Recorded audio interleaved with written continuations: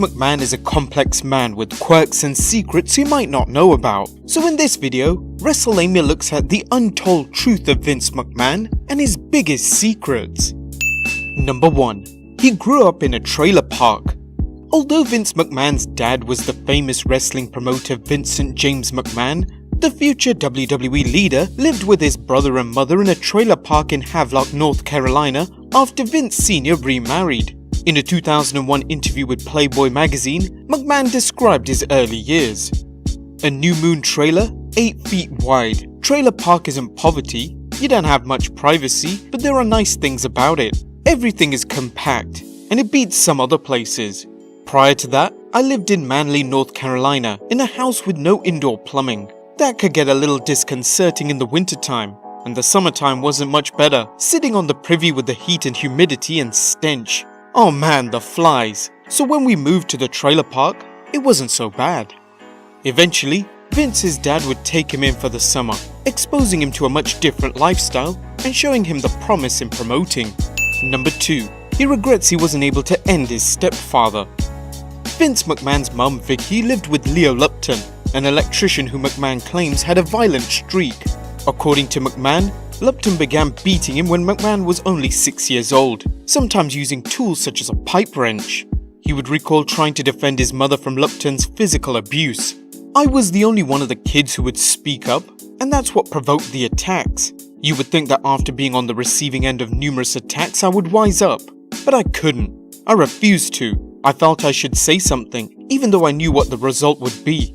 First time I remember, I was 6 years old. The slightest provocation would set him off, but I lived through it. Nonetheless, McMahon persevered, surviving the beatings but never getting the opportunity to revenge himself on Lupton. In his interview, McMahon would express his regret. It's unfortunate that he died before I could kill him. I would have enjoyed that. Number 3. He considered ending himself. In addition to his physical abuse, there have been suggestions that McMahon may have been sexually abused as well. Consider the following questions and answers from his interview. Was the abuse all physical, or was there sexual abuse too? That's not anything I would like to embellish, just because it was weird. Did it come from the same man? No, it wasn't from the male. That's so mysterious, it sounds like a difficult thing for a kid to deal with. We can leave that topic, but one thing's first. You have said that the sexual abuse in your childhood wasn't from the male. It's well known that you're estranged from your mother. Have we found the reason? McMahon paused and nods. Without saying that, I'd say that's pretty close. According to 2 of McMahon's friends, the future WWE Kingpin contemplated suicide at one point, flirting with the idea of drowning himself by walking into the sea along the Carolina coast. Nonetheless, Vince endured and credits his experiences with his never-give-up attitude. Like I said, I grew up in a very volatile environment. My view was that if I took a beating and lived, I won. I still have that view. It gives me a tremendous advantage because I'm not afraid of failure. Don't get me wrong, I hate failing, but I'm not afraid to take chances and fall on my ass because if I live through it, I'll be better off and I'll win. Number 4. He's considered himself as a street fighter.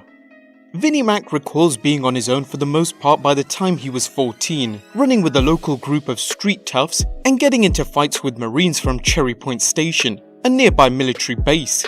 According to the book Sex, Lies and Headlocks, native kids would hang out at the local drive-in, The Jet, waiting for them in the hope of starting fights. McMahon recalls majoring in badass as a teen, fighting with the local Marines. On Friday and Saturday nights, it was time to get it on with the Marines. It was a challenge. Most of them were in great condition. I'm not saying they were easy pickings. They got their testosterone going and they were all liquored up. Some of them were real tough, but me and my guys were street fighters. I mean, maybe you've been through basic training and you know how to operate a bayonet. That's different from sticking your finger in somebody's eye or hitting a guy in the throat, which comes naturally to a street fighter. And they can't believe you're not fighting fair. Suddenly they can't breathe or see, and they realize, oh my god, I'm in for an ass kicking. However, McMahon's account differs from that of one of his contemporaries. Douglas Franks recalls Vince's attempts to prove his toughness. He tried to be one of the gang kids, but he never quite made it. He was a wannabe. Number 5. He was forced to choose between going to military school or reform school. While Vince McMahon's tales of badassery may be unreliable, it is known that he was a hellion as a teenager, repeatedly getting into trouble on a regular basis.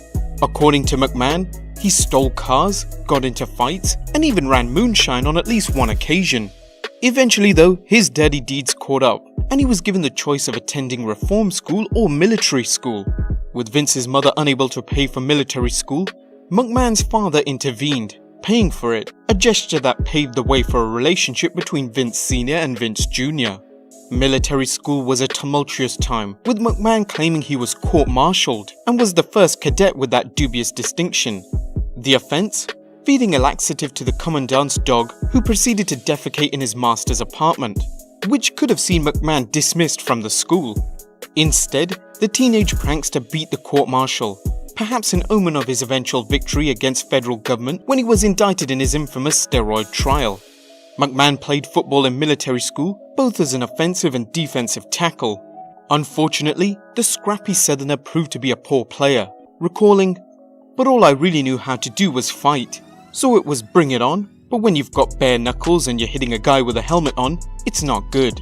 I was used to gouging eyes and going for the throat. A big kick in the nuts is always primo. You hear the guy go, huh, and you think, his ass is mine.